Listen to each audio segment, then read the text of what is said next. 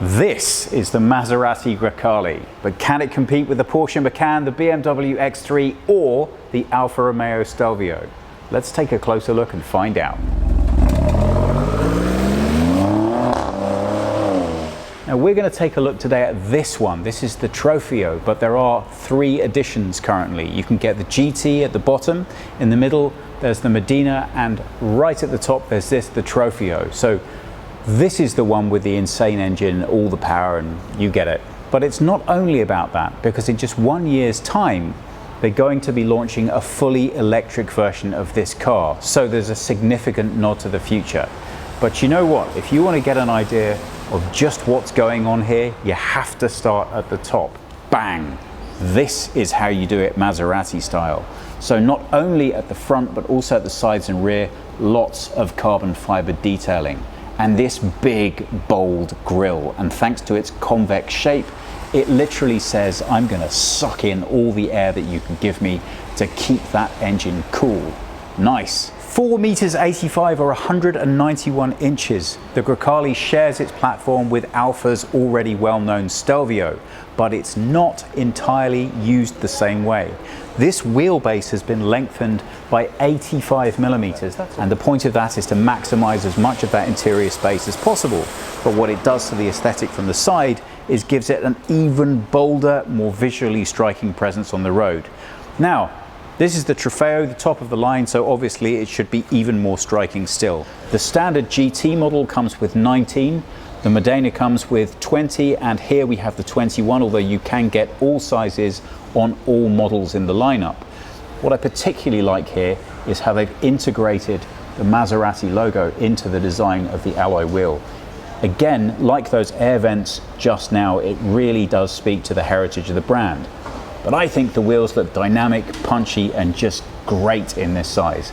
Clearly that's going to cost you a little bit in ride comfort, but come on, with a 3-litre V6, do you honestly care that much? You might find it quite hard to see from this angle, but the Trofeo benefits from an extra 35mm width on these rear wheels, and although you can match the same wheel size on the other two models in the lineup, you can't get this additional width anywhere outside of the Trofeo. Now, if any of you looking and wondering where on earth are we filming today, unfortunately we landed in Medina on the one day they've had so far this year with torrential downpours outside, so we borrowed a little bit of their showroom just to be able to film in, so apologies for the slightly less than perfect light and occasional people walking through the background. A big bold rear diffuser right at the bottom here.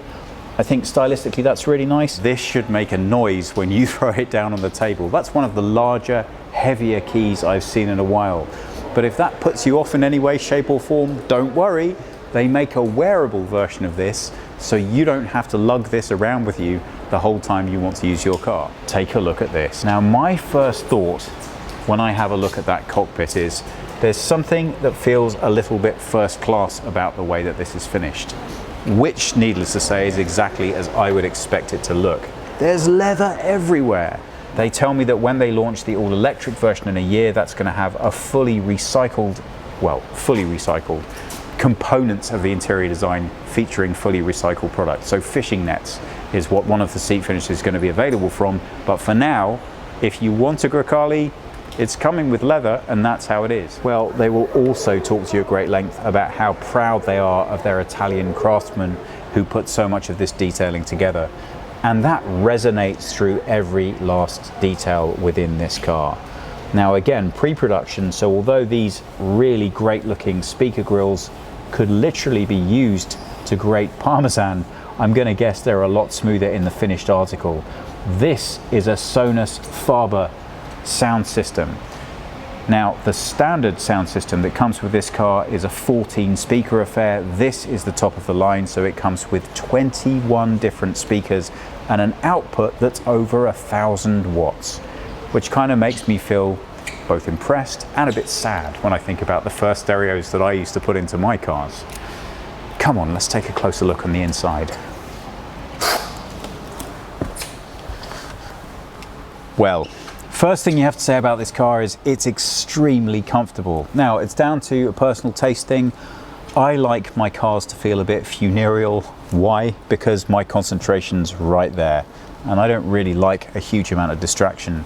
As cars develop and they get more technically challenging, that gets harder to find because there are more whistles and bells to distract. Maserati have done a really nice job of keeping things clean and simple in here, and in large part that's the way in which they've integrated the digital technology in the cockpit. I'm going to ask Connie if he can come round to the back a little bit so I can show you how that all presents itself to the driver. Now the base models come with 4, this one has 5, so prizes if you can guess what's missing on the base models. But for now, let me just show you. That's 2 12-inch displays, one for the driver, one for the center, and one 8.8-inch for down here for your heating and cooling controls. This clock, which is a very, very famous part of Maserati heritage, has finally gone digital. That's a very big move. Personally, I really like the way that this is finished. I think it's stylish and elegant and understated.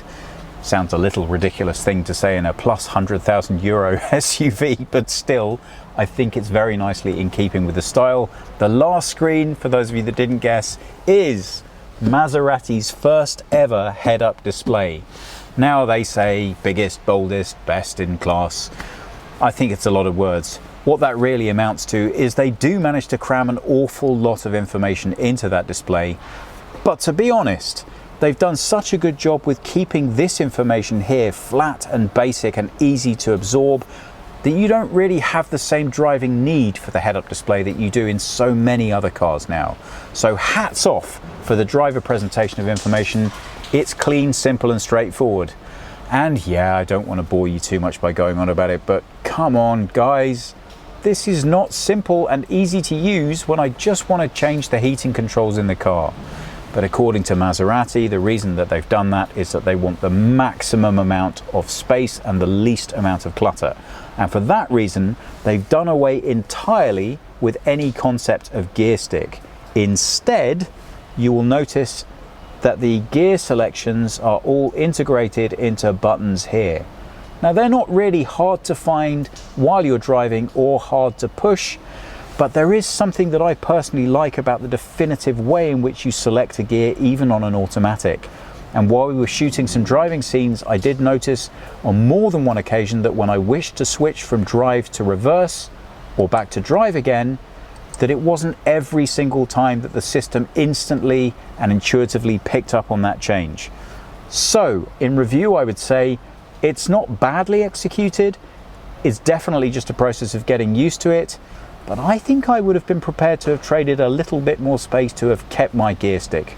Does that just make me very old-fashioned? Below this heating and cooling display, you have an inductive charging pad. Slightly further back, you have a storage bin which has both USB-A and C charging ports in it. Then you have cup holders, and then you have an extremely generous storage area right here underneath your armrest. Now Maserati are very keen to let you know that they have fitted 11 litres of storage space into the car itself. So I guess their customer feedback tells them the storage space is something that's really key in this market segment. Now, I would agree with that, I think that it is, but I can't help but thinking I would have sacrificed just a little bit just to get a gear stick, and you know what I'm going to say, those heating and cooling controls, well, you can't win them all. These things, I'm sure, are just a question of getting used to them. In our drive today, what we did find a bit challenging was messing around with the heating and cooling, but I think that probably is just a question of getting used to it. Now, if you're wondering what all of this tech is based on, it's an Android system provided by Google, so it comes with Apple CarPlay and Android Auto all ready to go. And it's pretty fast and straightforward and easy to get all of the details and information that you could want. As you could see, you could spend more than a couple of weeks figuring out everything that the car has to offer you in terms of giving you information about its performance and changing the setup. And whilst I think that that's in keeping with what we've come to expect from very technological cars, I'm just not completely convinced how much your average driver is really going to benefit from this. And in an age in which you can sell on modules or take them away, I can't help but wonder if while you're driving down the highway just trying to figure out where your music is, if maybe a tiered menu system that you could turn on and turn off as it suits you as the customer would have just been a little bit more straightforward. think the way that Google Maps operates in Android Auto. It's not perfect, but it minimizes your access to things so you just don't have to think about it while you're driving. I guess what I'm trying to say is, if I have an hour to kill while I'm waiting to pick up my children, I could well imagine trying to figure out what the current performance of my car is and what it's been up to while somebody else in the family's been using it. But for most of the time, the information I need is simply the current status of my car, satellite navigation, and of course access to my music through that fantastic 1000-watt 21 speaker output. If you, like me, are still struggling to come to terms with the absence of the gear stick, well, I'm very curious to know how you're going to feel about this. Guess what? No more handle for opening the door, just a push button. It actually works very well, but I don't know, there's something that still evokes a lot of memories for me about grabbing that handle and pushing the door open with an elbow. I guess in my mind, I'm still dreaming that I'm actually in Bullet and I'm getting in and out of a real car. Well, okay, come on, Brian, get with the times. I get it. So nowadays, you want to get in and out of a Maserati, it's going to involve pushing this button here. Well, you could make a strong case for saying that when Maserati decided to enter the SUV market with the Levante, they put everything that they had into that car.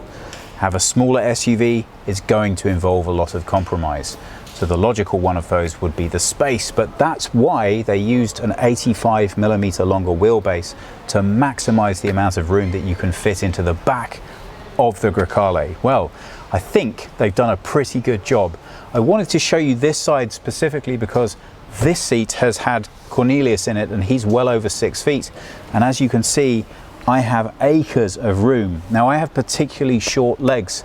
I'm 5'10" or 178 centimeters, but as you can see, I have plenty of head height here, but masses of room at the legs. So this car is going to be very comfortable for you in the back, even if you are over 6 feet tall. And not only that, but it will almost kind of just about take 5 people. Okay, the mid's not that great, but I think that's the point. If you want 5 people to regularly travel in your car, then you need the Levante.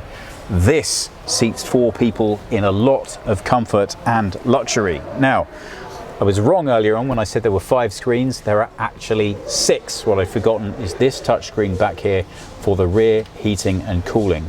And you can see that I can control my heating and cooling back here, and I also have heated rear seats available to me as well. It won't come as much of a surprise to you to learn that the quality that we experienced in the front has come right the way through to the back. But it's not just the seating back here that's really nice, it's also your engagement with the entire experience of the drive. The driver's instruments all look fantastic from the back seat, and you really do feel that you're taking part in the overall experience. And given how fast you might be driving in this car, well, that can only really be a good thing. Let's take a look in the back and see how we're doing for storage space back here. Well, the Trofeo with that very large petrol engine doesn't have to give over any space to batteries, which of course the lower 2 models do. So this is 570 litres of load space. The lower 2 models feature 535. You can see there's just a little bit of extra room for bits and bobs as well. So you could fit 2 really good sized suitcases back here for that weekend away, or more than enough shopping that you're ever likely to need. But these seats also fold pretty much flat. So for those larger purchases, you are going to be able to find somewhere to put them in the Grecale. Wow. Well, that is a 3-litre V6. And if in any way it looks slightly familiar, that's because it's from the MC20. It has, however, been detuned, and it also features cylinder deactivation. So, a little bit more street-worthy than the MC20.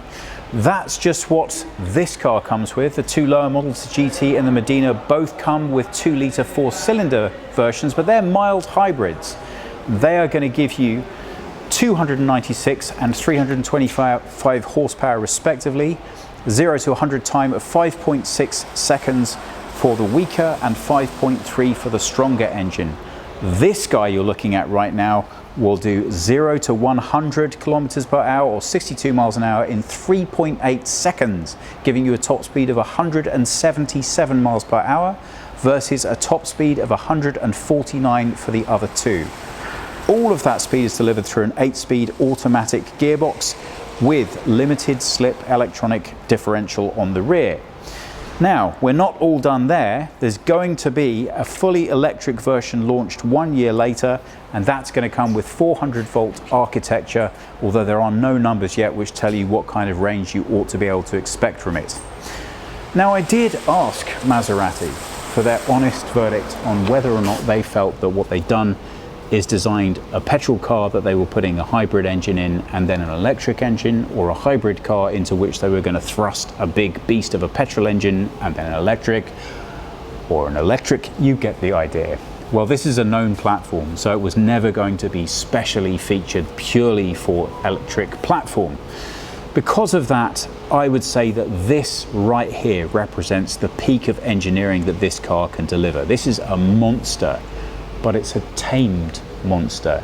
It's been specifically set for this car, so this gives you the best SUV experience that you can currently have with a Maserati.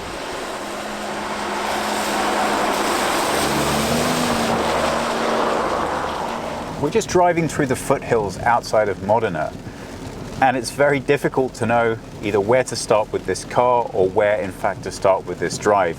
Unfortunately, lots of things have not worked in our favor today. Firstly, the fact that the roads around Modena are not exactly ideally suited to a high performance car.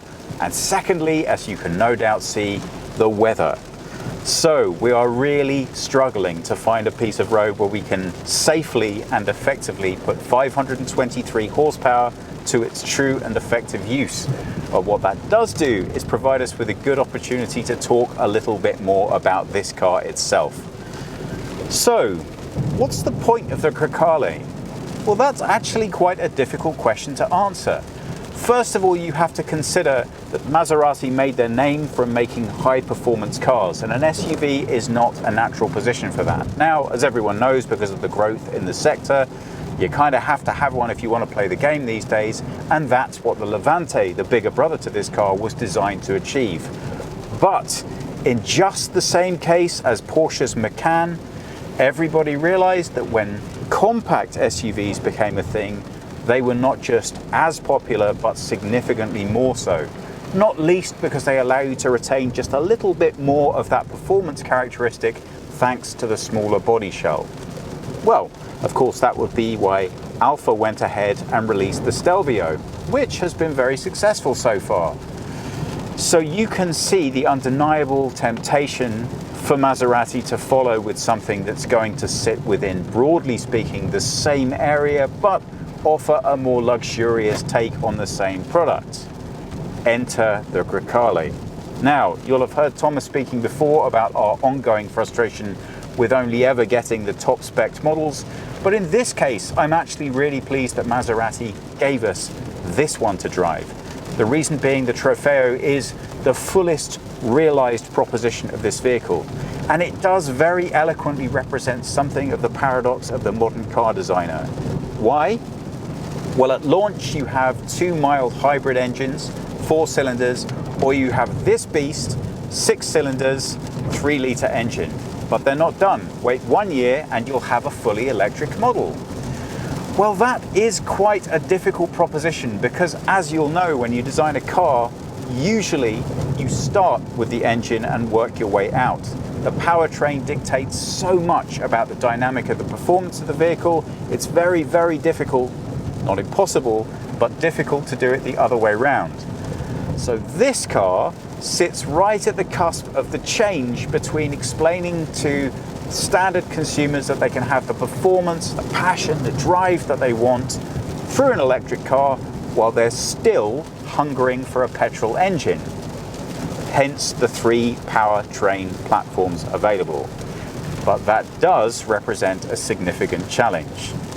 Now, I asked the designers, can you tell me, is this an electric car that's then been modified to accept a petrol engine, or is it a petrol car that's been modified to accept an electric engine, or is it a car that's been optimized for a hybrid powertrain? Well, needless to say, they weren't going to get off the fence and give me a straight answer to that question. But what they did say is that they are ready to acknowledge and prepare to accept that the future clearly is electric. And they're not only committed to making electric models of all of their entire range by 2025, but that's all there's going to be by 2030. So that being the case, like it or lump it, that's how it's going to go. But Maserati do actually have some pretty innovative solutions as to how they're going to address those issues going forwards. Not least is a smart control module that they've put into these cars, which allows them to get complete feedback on how the drivers are using them. That's useful for two reasons. Now in this model, the Trofeo, what we have is the full air suspension, which means there's a lot more adaptability in terms of how the car can respond to your driving of it. Maserati say they have a set of data which tells them and you how the car can optimally be driven. And given that no one is likely to be doing that, it can modify the way the car behaves in order to get you closer to that peak performance. That allows them to eke out every last benefit from those horses in order to give you the closest they can to a performance car delivery in an SUV body. Now that's a neat trick, but what's an even more neat trick is that because of their year-wait delay on the electric model, they will be much closer to having the data they need to know how it is their drivers like to use their products. And that's really invaluable information. Because although as a designer you can sit at a drafts board or some CAD design software for hours, weeks and months, ideally speculating on how your cars should be used, you will never come close to imagining what a driver is actually going to do with the thing once they sit behind the wheel. So the idea is once they have that data, you'll be able to use that to refine the electric platform offering to make sure that all those angry petrol heads are getting every bit as much of what they expect in a standard drive delivered to them through an electric platform. So, pretty good news you could say. But there's a price for that. And the price is that this platform isn't really idealized for any of those drive systems. Now, it's the Giorgio platform, so very well known, and it's done a great job for the Stelvio. When Maserati spoke to their customers and tried to decide their best core offering, they decided that what they really wanted to achieve was more interior space. So they lengthened that wheelbase out by 85 millimeters. That's not a huge amount about that, but it does mean that there is much more room in here, especially when you get to this model of the Grecale, because what you have is no hybrid powertrain, allowing you for, guess what, yes, even more room. Well, that's an awful lot of words. What does all of that do to the drive? Well, noticeably, the first thing that you're going to get from this car when you sit in it is a very key understanding that sadly, you can't have your cake and eat it. The fact is, you're going to have to decide whether you want a purely performance car or the extra flexibility of an SUV. Because as hard as they try, and believe me, they've tried really very hard with this car, it still feels like an SUV. Large, boxy-like amount of room, designed to be as generous with the interior as possible, has left you feeling a little bit loose within the interior. Now that is countered by excellent seats. Now, an absolute first for me, whoever drives this car has the same extraordinarily unusual body geometry that I do.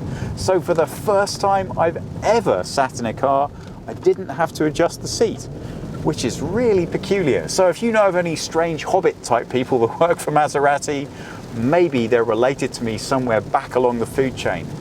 But that aside, the seat is extremely comfortable, and that's just not my opinion. Cornelius is sitting next to me. He's comfortably over 6 foot and has a very different frame to mine. And he tells me that they're pretty great as well. So what does that mean? Nice and firm, good support, excellent support at the sides, just enough roll resistance, so heaven forbid we should find any roads where we can actually start properly driving this thing, we're going to be nicely held as we're shaken around, and they just feel dynamic and ready to drive in. So 2 big thumbs up on the seat design. Position within the vehicle, it's okay. I have to tell you, I was really looking forward to driving this car, because the problem with mass market appeal cars, as the name suggests, is that they do a great job at appealing to everyone, but not particularly a great job at appealing to someone specifically. Now, the smaller down the production chain you get, the more flexibility you have in terms of knowing your customer. So, as you can see, we're driving extremely painfully slowly right now. We do have nice country roads, but they have a lower speed limit on. I'm going to stop in a little bit just so we can get a bit more distance, a bit more range, and see some of the performance aspects of this car. But right from the get-go, the things that strike you are that they have done a nice job in communicating information. This is the first Maserati ever to come with a head-up display. Now, if you sit through all the marketing stuff, they'll tell you it's the best in class and blah, blah, blah. But to be completely honest, sorry, Maserati, I have seen ones that I like better, but possibly not with as comprehensive a job done on information. It is a very large head-up display. But my first question on entering this vehicle is, can I make it brighter? Well, it's as bright as it goes. It's still not all that bright. But in fairness, you don't really want it contrasting too much with the road and causing you a distraction. So it has done a good job so far, and I am happy to have it here. That said, the central driver's display, which is 12.3 inches of real estate, is very nicely laid out. I usually find lots of things to be picky about and get annoyed with. This, for me, is a really good balance between giving me the information I want and making it look nice enough that I'm happy. It's there without in any way distracting me. I don't get drawn to this whatsoever while I'm driving, other than to check the sat-nav, which I think is pretty great. Mentioning again that it is information that I can get from the head-up display as well. We're right now in the middle of a cloud, so that's hardly ideal for this driving scenario, but it does allow me to talk about everything else. The central display, it's okay. It's 12.3 inches as well, the same as the driver's cockpit. Yeah, it gives you everything you want, and once you get used to the particular bake that they have on the way that the system navigation works, I'm sure it's fine. You're just never going to get me away from those analog dials. I will never understand why they've been thrown away with. Now, according to Maserati, they didn't want any extra clutter in here, and that's why if you look down to the center console, there isn't even any attempt at a gear stick. It's gone to maximize room. So I'm hardly surprised to see that they've also done away with heating and cooling controls. Now, the one thing I do like is that they've put a solid row of buttons along the bottom here that make things like maximum AC easy and simple to quickly identify. That's great. But as for the more complicated functions, well, you're either going to need to do a lot better than I am at picking up quickly on exactly where things are without being able to touch them or getting good haptic feedback, or you're just going to sigh and learn to accept the cabin temperature for whatever it is. Well, I'm a dinosaur. Yeah, I get it. But here's the thing. I have a funny feeling that most of the people buying this car are probably similarly aged or older to me. So again, why do you insist on doing away with those knobs and sliders and buttons? All right, enough.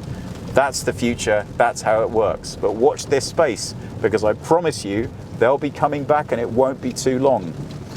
One change though from analog to digital that both Cornelius and I really like so far is this clock right here. Now, this has been digitized. That's a bold move for Maserati. A lot of people really enjoy the heritage of the analog clock face here. And one touch that neither one of us are really into is the surround. It just feels a little bit on the cheap side. But that aside, the clock itself is really elegantly finished. That's a good addition, and I really like it. Now, if you are driving the Trofeo edition of the Grecale, that does double duty as a lap timer. And why not? I just wish we had the chance to try that out today. All right, so we're just coming up in a small hillside village. This is the perfect time to get ready for a little bit of performance driving in the car. So, we've taken the car on. It's just at cruising through town, which at the moment means that we had it in comfort mode. You have 4 different driving modes in this car, and I don't know if the camera can pick them up while I'm actively selecting them, but that's comfort at the top, followed by GT, followed by Sport, and then last but not least, Corsa. Now, Maserati specifically asked us not to use the Corsa mode today. As you can see, the roads are very wet. This is a pre-production model, and I want to respect what they've asked us for that, and I don't really fancy rolling down the side of a hill. Cornelius? No. He says he doesn't really want to do that either. Nope. So sport, I think, is more than enough. What you might want to know about this car is that if you do put it in Corsa, it's not only the maximum performance that it gives you, but it switches off a range of safety features. A lot of enthusiasts will like that. It may result in more than a couple of these ending up in a ditch from a driver who thinks they've got a little bit more talent than they actually have.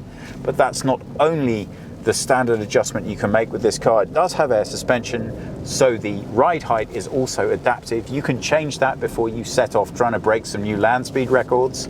But if not, the car will automatically adjust that when it detects that you are driving over a certain speed, has 2 different levels of that, drops the car's ride height and increases its sportiness in its drive.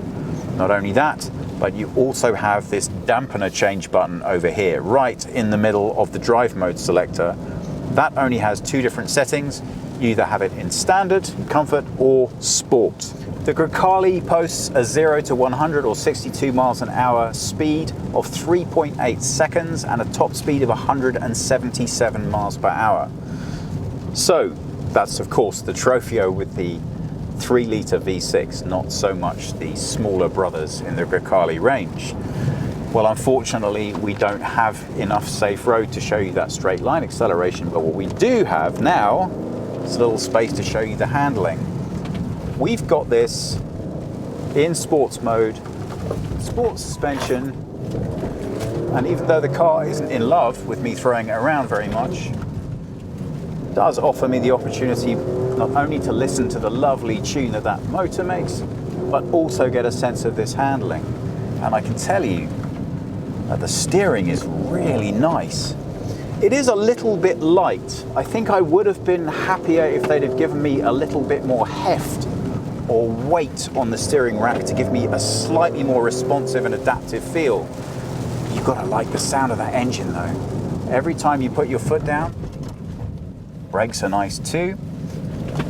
Really, there we go, and you can feel the all-wheel drive traction. Now this has a limited split rear differential, and that means that even though we have a heavier car with an upright posture, road positioning and handling is very nice indeed. There's not really much in the way of road slip, but there is a little bit. I am trying to keep within the speed limit here, bear in mind.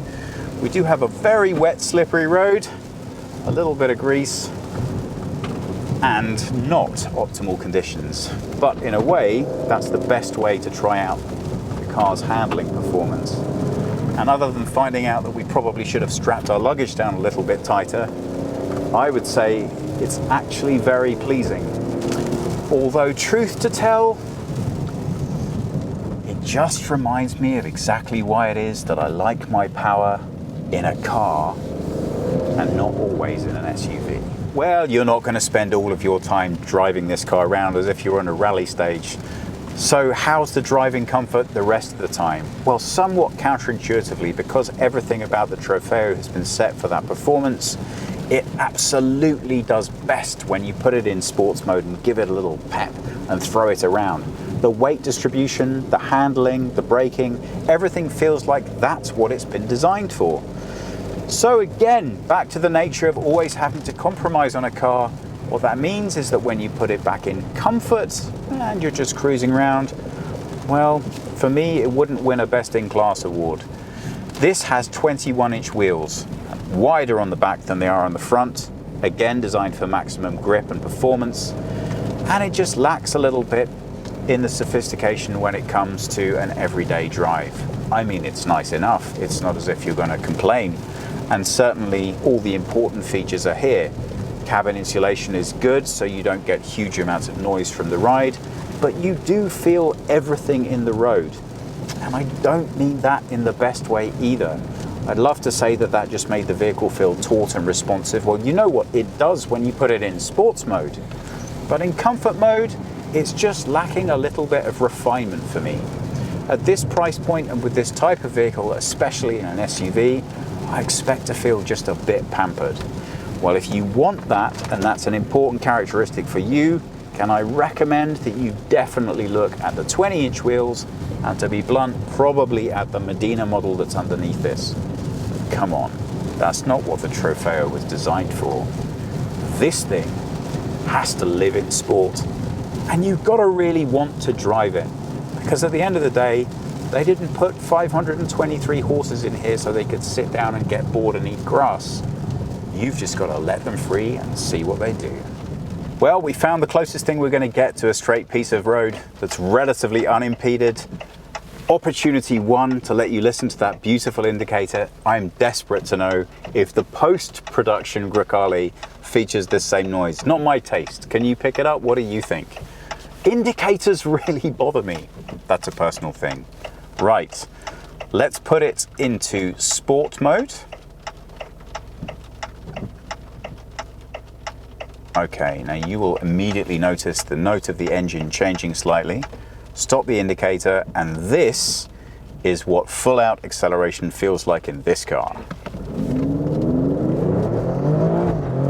Well, positives.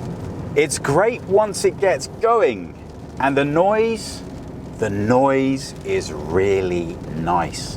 They've done a great job of presenting that.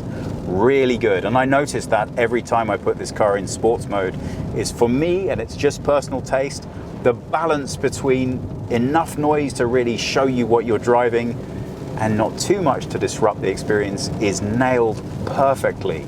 So that's all the good. The bad, I don't know that I'm completely happy with that turbo lag just then. It was a bit more pronounced than I would like, to be completely honest. Now, if you're not familiar with it, this engine comes detuned from the MC20. So yeah, I've got pretty big expectations of what it should be able to deliver. Now they've done a couple of fancy things with it. They're expecting it to get a broader use, obviously, than the MC20 is going to deliver, such as active cylinder deactivation, for example. So if you're not using its full capacity, they can make it a little bit more fuel efficient and environmentally friendly. Although, come on, guys, 3-litre V6, environmentally friendly? You're not buying this car if you're concerned about those things as your number one shopping priority. But it's nice to see that they are nodding towards how to get the best out of the platform they have. But I'm not interested in that with this car. This is a performance car, so I'm only interested in the way it performs. And when I put my foot down, I'm going to do it again from standing.